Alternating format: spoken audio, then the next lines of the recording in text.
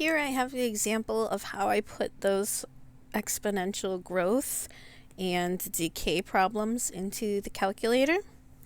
Growth you have plus, decay you have minus, and half-lifing is 50%, and you could just put the fraction as your time interval, total divided by time it takes to half-life. It's just the way it is, and that works out perfectly fine.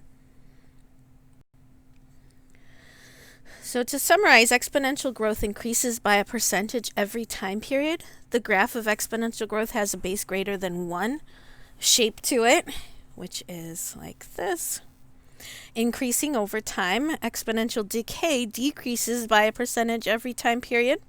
The graph of exponential decay has a base between 0 and 1, which means a proper fraction, and that will decrease over time.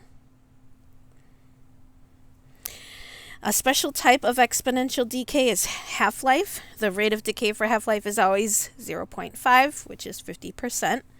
And the time period for half-life depends on the time it takes to half-life.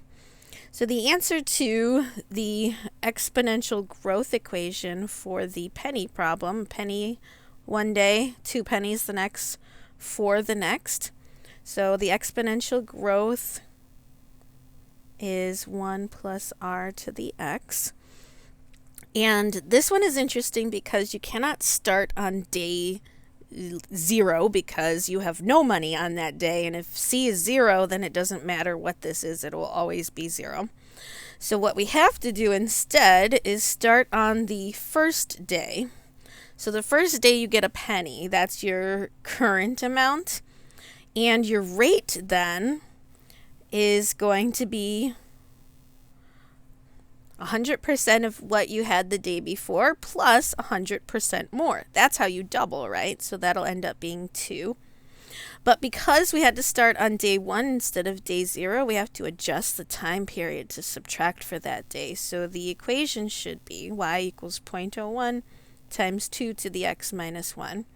This will get us the amount of money we will receive on any day where x is from 1 to 30.